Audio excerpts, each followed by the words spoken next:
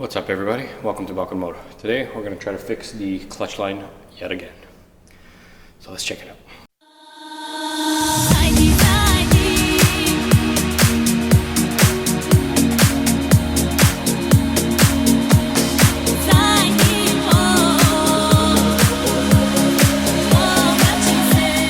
So as I showed you in the last episode, the clutch line had snapped. And I believe that's because there isn't enough slack in it, so that when I did steer, this would push up too far up this way, and then when I'd steer the other way, it'd pull it the other way. So this would be actually like so. So I need to figure out how to change that up so that the cable can actually move. And I have an idea of what caused it, but as we disassemble we will find out what the true cause is. So for starters, let's remove the tank, the seat, and see what's going on under there.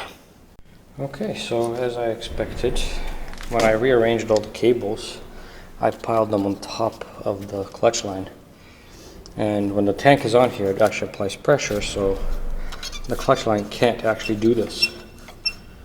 And because I couldn't do that, it was stuck here, so I was stiff at the end and it cracked. So I'm gonna have to take it out and route it in a way that is hopefully unaffected by that same issue. It's gonna probably take a few iterations to get it through here so that it doesn't touch anything. I might need to do some funky angles and stuff, might need to avoid this or wrap it the other way. But that's the issue. While I'm also adjusting these things, I'm going to do another thing that should help a lot, is the speed configurator. I'm actually going to let it drop down into this gap here so that I can access it without having to take it off the tank, because with the new tires I suspect that my speedo reading is going to be slightly off. But anyway, that's something for later. So for now, let's drain the system, take off the old cable, and start routing the new one. I've attached the new hose. This time I got a straight fitting, so I can actually fit the cover plate over here afterwards, which is great. We've routed it up, and now we need to figure out how to route it through the top such that I have enough slack and motion in order to be able to not snap this one as well, because the last one snapped right here at the thickest point, which is ridiculous. So let's see if we can figure something out. Okay, so this is kind of what I've come up with. We're going to run the hose through the top on the right side instead of on the left, and what we're going to do is tuck it in as close to the frame as possible, like this, such that when the tank goes on, it's actually clamped in place and doesn't move under the tank. But instead, we have slack on the front side, and this is much less bent here, so that when we do full left, or full right rather, the hose kind of tucks away up, but also so it'll be like this, which is again not bad.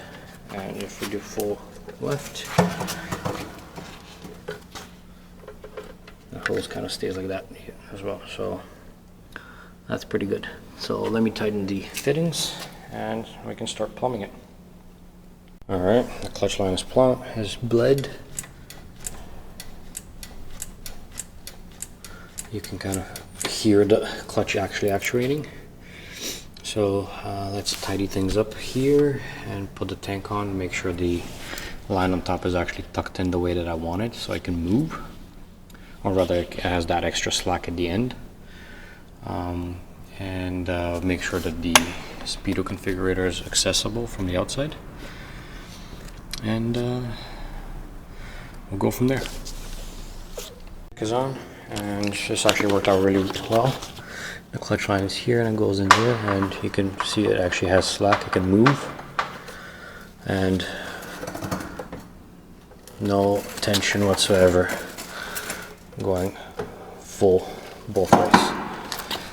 The other thing that I did, the speed configurator is actually accessible right here.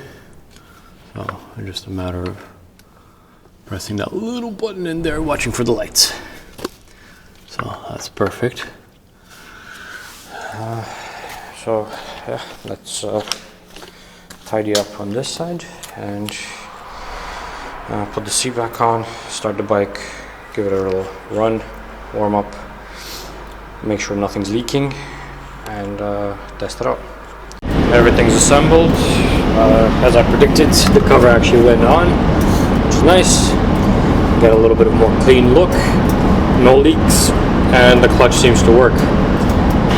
I do need to still take it for a little test ride around here because I actually haven't ridden it with the new tires, so I want to see how that handles in here in the garage and soon outside.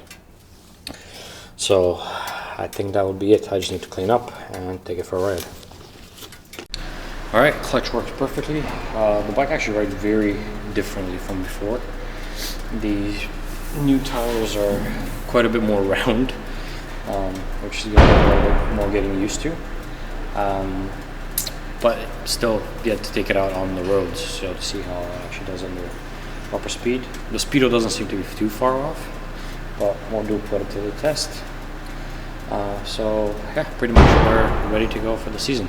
I may need to adjust the preload now that the geometry is a little bit different, but for the most part, the bike is ready for the road. So thanks for watching. Make sure to subscribe, hit the little bell for notifications when new videos become available. Check me out on Instagram at Balkan 2018, and make sure to check out balkanmoto.com. Thanks for watching, and I'll see you next time.